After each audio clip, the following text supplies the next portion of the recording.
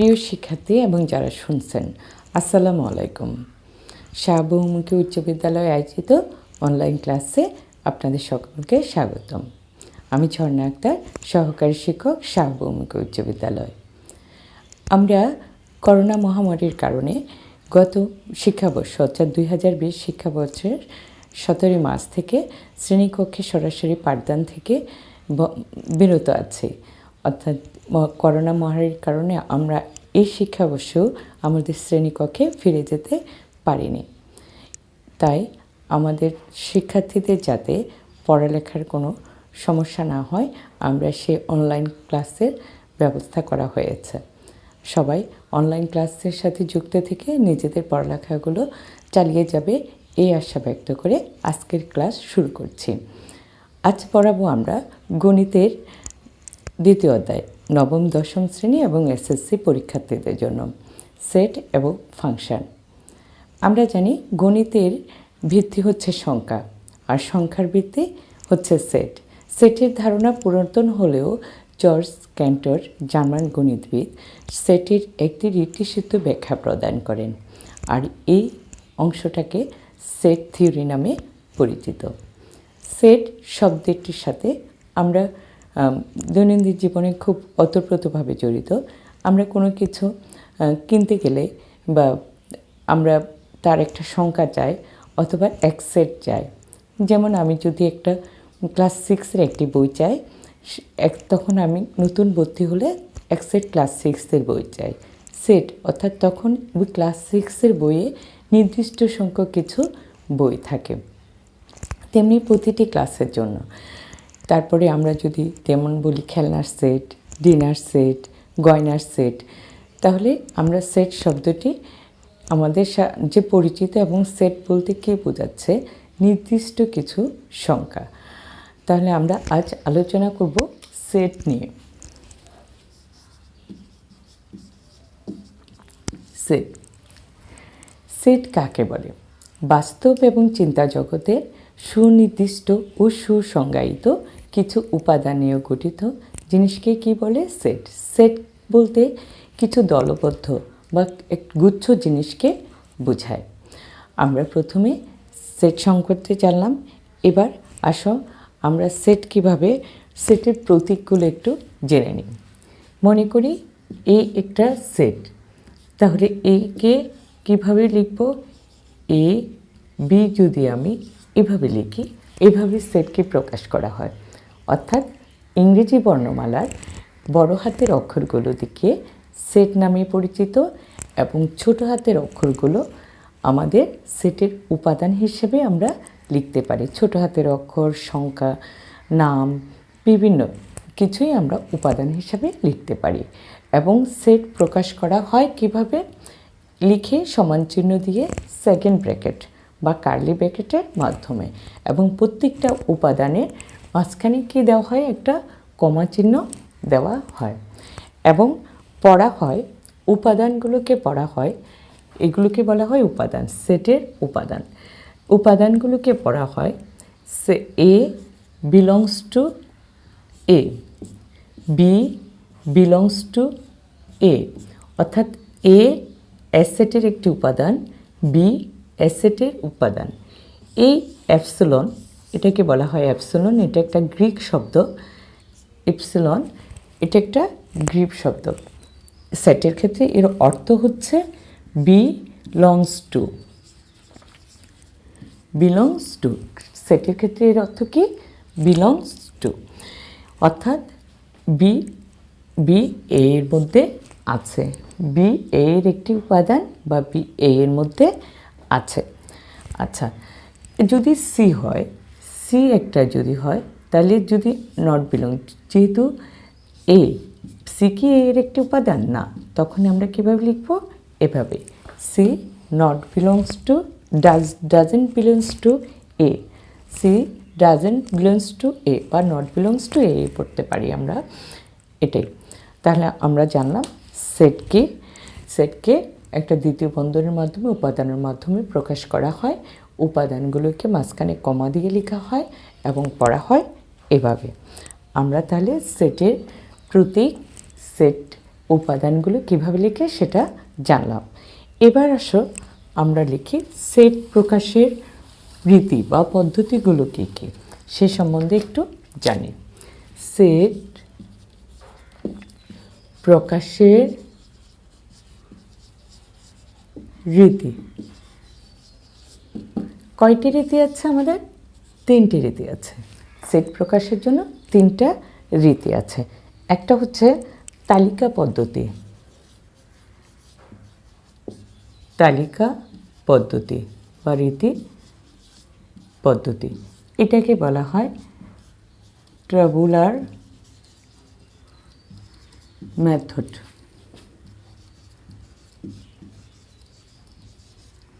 Tabular method. 2 নম্বর হচ্ছে set গঠন পদ্ধতি,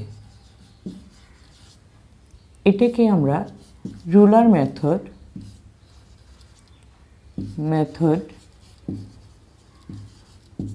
রুলার মেথড বলতে পারি। এটাকে আমরা কি লিখি?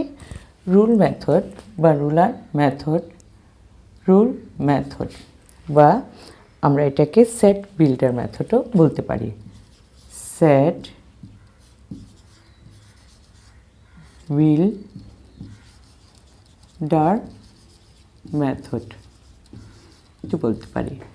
আরেকটা হচ্ছে আমাদের ভ্যান চিত্র, ভ্যান ডায়াগ্রাম, যেটা ভ্যান চিত্র মাধ্যমে আমরা কি করতে পারি? প্রকাশ করতে পারি। তাহলে এই তালিকা পদ্ধতিটা কী জিনিস আমরা প্রথমে সেটা একটু জেনে নিই।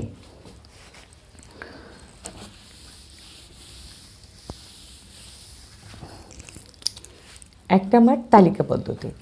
তালিকা পদ্ধতিতে আমরা দিই এ লিখলাম, এ লিখে যদি এরকম লিখি 2 4 6, তাহলে এখানে সংখ্যাগুলো উপাদানগুলো নির্দিষ্ট এবং সুসংজ্ঞায়িত।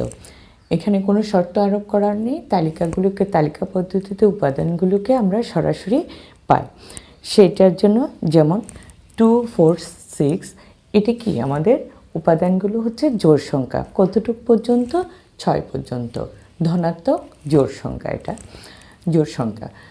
এই জন্য এইটাকে বলা হয় তালিকা পদ্ধতি। আমি যদি এটাকে এভাবে লিখি এ এক্স such that x জোড় স্বাভাবিক সংখ্যা এবং x লেজার ইকুয়াল টু কত? 6, তখন এই পদ্ধতিটাকে অর্থাৎ লিখে প্রকাশ করা হয়, কিন্তু সংখ্যা উপাদানগুলো নির্দিষ্ট নয়, নির্দিষ্ট থাকে না। সেক্ষেত্রে কিন্তু একটা সাধারণ ধর্ম থাকে এবং একটি কি থাকে? শর্ত। একটি সাধারণ ধর্ম এবং একটি থাকে শর্ত। এইটাকে বলা হয় আমাদের সেট বিল্ডার মেথড, আর অথবা সেট গঠন পদ্ধতি, আর এটাকে বলা হয় তালিকা পদ্ধতি। আর ভেন চিত্রের মাধ্যমে এই উপাদানগুলোকে আয়তাকার, বর্গাকার বা আমাদের ত্রিভুজাকার অর্থাৎ বক্ররেখা দিয়ে আবদ্ধ কোনো একটি ক্ষেত্রের মধ্যে যখন আমি উপাদানগুলোকে লিখি, তখন সেই পদ্ধতিটাকে বা সেই চিত্রটাকে বলা হয় ভেন চিত্র। যেমন আমি যদি এটা 2 নম্বর মেথড, এটা 3 নম্বর হচ্ছে যে কি আমি যদি এভাবে লিখতে পারি, এখানে কি লিখলাম 2 4 6, 2 4 6, অনেক থেকে এভাবে লিখতে পারি, বা গোল করে 2, কমা থাকবে না, এখানে কোনো কমা থাকবে না। কিভাবে সাজাতে হবে তারও কোনো নির্দিষ্টতা নেই, কমা নেই, কোনো বিন্দু, অনেকগুলো বিন্দু আছে এই ক্ষেত্রের মধ্যে, যে কোনো একটা বিন্দুগুলো 3টা বিন্দুকে আমি 2 4 6 হিসাবে লিখতে পারি, কোনো কমা চিহ্ন থাকবে না। এভাবে প্রকাশ করাটাকেই বলা হয় ভেন চিত্র। ঠিক আছে, আমরা আরও ডিটেলস জানবো ভেন চিত্রের মাধ্যমে যখন আমরা সমতা করব তখন। আচ্ছা, এবার আসি আমরা সেটের প্রকারভেদগুলো নিয়ে আলোচনা করি। আমরা জানি সেট, আমরা লিখলাম যে একটু আগে এই একটি সেট, যদি লিখি 1 2 3। তাহলে এই সেটের উপাদান কয়টি? 3টি। কয়টি উপাদান? 3টি উপাদান। সেটের কয়টি উপাদান? 3টি। অর্থাৎ এই সেটের উপাদানগুলোকে আমরা কি করতে পারছি? গুনতে পারছি। যে সেটের উপাদানগুলোকে আমরা গুনতে পারি, অর্থাৎ নির্দিষ্ট কয়টি আছে গুনতে পারি, সেই সেটগুলোকে বলা হয় কি সেট? সসীম সেট। এটার নাম কি? সসীম সেট। আর যে সেটের উপাদান, ধরি আরেকটা উপাদান বি, এক নম্বর গেল 1 2 3 dot dot and so on. 3টা ডট দিবে, এর বেশি না। এটাকে বলা and so on, and so on. ঠিক আছে, আমরা 3টা ডট দিয়ে এটা বুঝাবো, অ্যান্ড সো অন লিখে। আচ্ছা, এই যে এখানে আমি ডট ডট দিয়েছি মানে 1 2, এটা স্বাভাবিক সংখ্যা সেট। যে সেটে অনেকগুলো উপাদান আছে, তার কতটুকু শেষ, কোথায় গিয়ে শেষ হবে সেটা কোনো আমরা নির্দিষ্ট করে দেইনি। এই ধরনের সেটকে বলা হয় অসীম সেট। অর্থাৎ এটা হচ্ছে ফাইনিট সেট আর এটা হচ্ছে ইনফাইনিট সেট। অর্থাৎ এই যে সেটের উপাদানগুলোকে গণনা করা যায় না সেই সেটগুলোকে বলা হয় ইনফাইনিট সেট, আর যে সেটের উপাদানগুলোকে গণনা করা যায় তাকে বলা হয় ফাইনিট সেট। আমরা তাহলে এটা কি শিখলাম? অসীম সেট। অসীম সেট কি কাকে বলে আমরা জানলাম। এরপরে আমরা আরেকটা সেটের নাম জানি, সেটা হলো ফাঁকা সেট। আমরা দেখি, আমরা যখন একটা সেটকে, ধরো একটা সি একটা সেট, এটাকে দুটি কার্লি ব্র্যাকেট দিয়েও প্রকাশ করতে পারি, অথবা ওড়ি দিয়ে প্রকাশ করতে পারি, একটা সাই দিয়ে পারি। এটি গ্রিক শব্দ, এটা ডেনিশ শব্দ, ডেনিশ, আর এটা দুটো কার্লি ব্র্যাকেট দিয়ে। এইভাবে যে সেটটাকে প্রকাশ করা হয় সেই সেটটার নাম হচ্ছে কি সেট? ফাঁকা সেট। অর্থাৎ যে সেটে কোনো উপাদান থাকে না, যে সেটে কোনো উপাদান থাকে না তাকে বলা হয় কি সেট? ফাঁকা সেট। অর্থাৎ আমি যদি বলি বালিকা বিদ্যালয়ে ছাত্রের দল, এখানে তো কথাটা বলা যাচ্ছে কিন্তু আমরা কোনো উপাদান খুঁজে পাবো না, কারণ বালিকা বিদ্যালয়ে কোনো ছাত্র থাকে না, সবাই ছাত্রী থাকে। তেমনি কোনো একটা আমাদের যে সেটের কথা আমরা বর্ণনাকরণ করব সেখানে যদি কোনো উপাদান খুঁজে না পাই তখন সেটাকে বলা হয় ওড়ি সেটও বলে, ফাঁকা সেটও বলে, অথবা শূন্য সেটও বলে। কি নাম? শূন্য সেট। শূন্য সেটও বলতে পারি আমরা, এটার নাম কি? শূন্য সেট। আবার যদি কোনো সেটের মধ্যে, ধরো বি সেট একটা, তার মধ্যে উপাদান শূন্য হয়, এটা কি সেট? এটা কি শূন্য সেট হবে না? এই সেটটার নাম হচ্ছে শূন্যের সেট। এটি কি সেট? শূন্যের সেট। শূন্যের সেট, এই সেটটার নাম হচ্ছে শূন্যের সেট। অর্থাৎ আমরা আবার যদি সি একটা সেট হয় যার একটা মাত্র উপাদান, এটাকে আমরা কি বলি? একক সেট। একক সেট, এটা হচ্ছে শূন্যের সেট আর এটা হচ্ছে একক সেট। এটাও একক সেট কিন্তু এটার বিশেষ নাম হচ্ছে শূন্যের সেট, আর এটা যার উপাদান সংখ্যা একটি থাকে সেটাকে আমরা বলি কি? একক সেট। আমরা তাহলে সেটের আরও একটা জানি, আমরা জানলাম সসীম সেট, অসীম সেট এবং ফাঁকা সেট, একক সেট, শূন্যের সেট। তারপরে আমরা লিখি এই একটা সেট যার উপাদান লিখলাম যে 2 3। বি আর একটা সেট যার উপাদানও 2 2 3। এখানে একই উপাদান দুইবার লিখলে সেটা একটি উপাদান হিসেবে ব্যবহার করা হয়, ফলে এখানে উপাদান হচ্ছে 2টি। তাহলে আমরা 2 2 এই ধরনের সেটকে লিখতে পারি আমরা সমান সেট। এটা কি সেট? সমান সেট। এই সেটগুলোকে বলা হয় সমান। এলোমেলো করে লিখতে পারি কোনো উপাদানকে, কিন্তু তারপর অর্থাৎ 3 আমি এখানে লিখে 2 এখানে লিখতে পারতাম, তাহলেও এটা কি হতো? সমান সেট। এগুলোকে বলা হয় সমান সেট। সমান সেট। আমরা এবার একটু জেনে নিই সমতুল সেট। সমতুল সেট যদি একটা সেট এ হয় 2 3 4, আরেকটা সেট বি হয় এক্স ওয়াই জেড, তাহলে এই প্রতিটা এক্সের জন্য 2 3 4 জন্য কি আছে এক্স ওয়াই জেড আছে, অর্থাৎ প্রতিটার জন্য একটি করে উপাদান আমরা বা ছবি নিতে পারি, প্রতিচ্ছবি নিতে পারি। সেই কারণে এটাকে বলা হয় সমতুল সেট, অর্থাৎ যে সেটের উপাদান সংখ্যা সমান, দুটি সেটের উপাদান সংখ্যা সমান হলে তখন তাকে একটিকে অপরটি সমতুল সেট বলা হয়। সমতুল সেটকে লেখা হয় এ সমতুল বি, এ সমতুল বি, এটা কি সমতুল, সমতুল বি। উপাদান সংখ্যা একই রকম না হলেও চলবে, আর সমান সেটে আমাদেরকে উপাদান সংখ্যা একই রকম। এবার আসো আমরা আরেকটি সেট পড়ি, সেটা হলো উপসেট। উপসেট, উপসেট আমরা লিখলাম এ একটা সেট, এর উপাদান কি এ বি, দুটো নিলাম আমরা। এর উপাদান বিভিন্ন ভিন্ন উপাদান নিয়ে যে সেটগুলো হয় সেগুলোকে বলা হয় উপসেট। যেমন আমি যদি বি একটা সেট লিখি, এর উপাদান নিয়ে একটা, সি একটা সেট নিলাম, বির উপাদান নিলে দুইটা, এবং ফাঁকা সেট ডি একটা সেটও এই সেটের একটি উপসেট। তাহলে বি সি ডি এবং এ নিজেও এ সেটের একটি কি সেট, উপসেট, এ সেটের একটি উপসেট। অর্থাৎ আমরা দেখছি, দেখা যাচ্ছে অনেকগুলো, যে কয়টা আছে যেখানে উপাদান সংখ্যা 2 হচ্ছে, আমরা উপসেট পেলাম কয়টি, 4টি।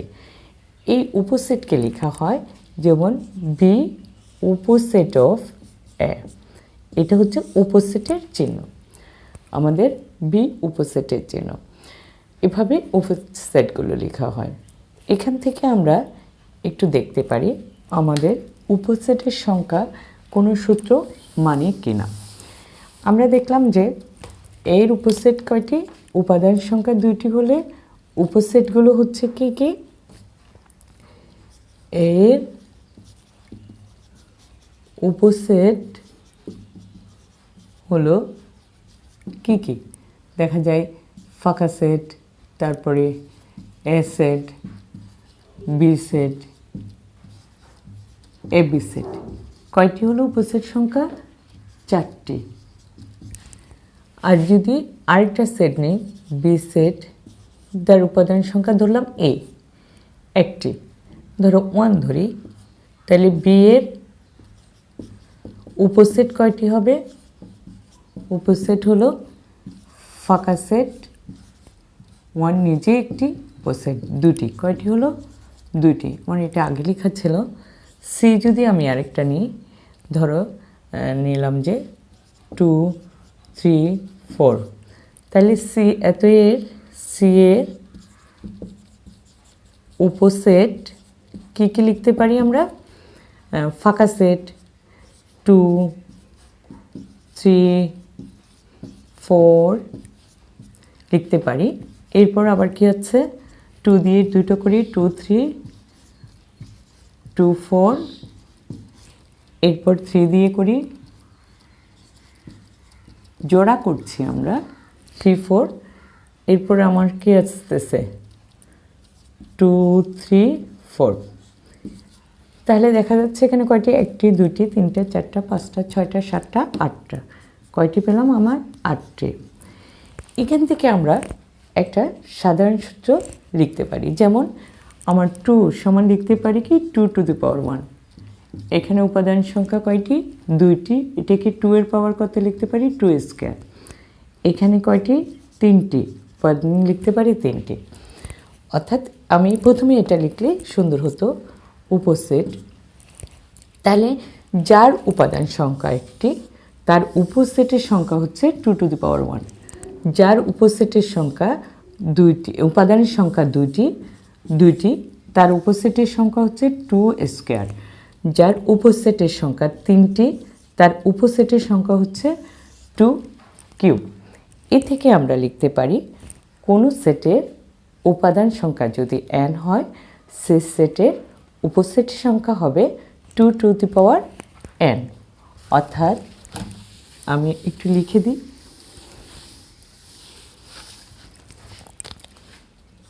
কোনো সেটের উপাদান সংখ্যা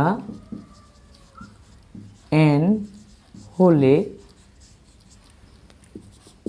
উপসেটের সংখ্যা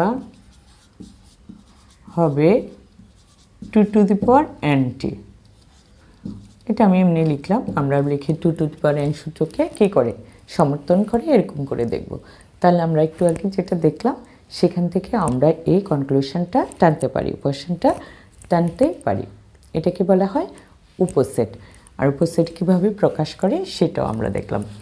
এখান থেকে আরেকটু কথা আমরা বলি, আমাদের আরেকটা জিনিস আছে প্রকৃত উপসেট। কি সেট? প্রকৃত উপসেট।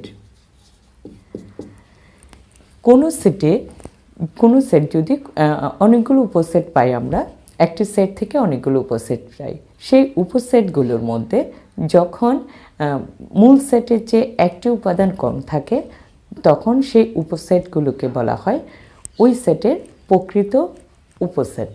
যেমন আমি বললাম যে এ বি সি, তাহলে আমি বি যদি আরেকটা সেট লিখি এ বি, সি একটা সেট নিলাম বিসি, তাহলে এ বি বিসি এগুলো হবে এর প্রকৃত উপসেট। প্রকৃত উপসেটকে শুধু এভাবে লেখা হয় এ। সি প্রকৃত উপসেট অফ এ। আরও লিখতে পারতাম একটি উপাদান কী থাকবে, এখানে দুটো উপাদান আছে, কমপক্ষে একটি উপাদান কম থাকবে, সেটাকে বলা হয় প্রকৃত উপসেট।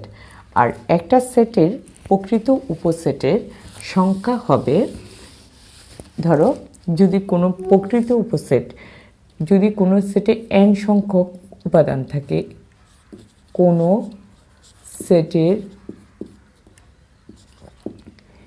n সংখ্যক উপাদান থাকলে তার সে সেটের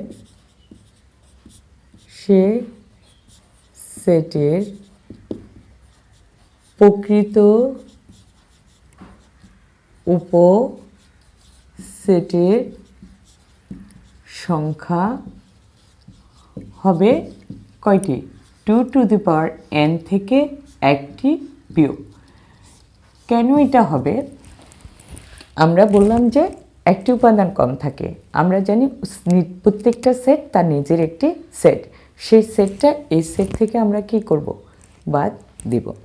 আমরা আজকে সেট কাকে বলে, সেটের প্রকাশ রীতি, তারপর সেটের উপাদান, সেট কীভাবে তালিকা পদ্ধতি, তারপর সেট গঠন পদ্ধতি, ভ্যানচিত্র, সসীম সেট, অসীম সেট, সমান সেট, সমতুল সেট, প্রকৃত উপসেট, এই সেটগুলো সম্পর্কে জানলাম।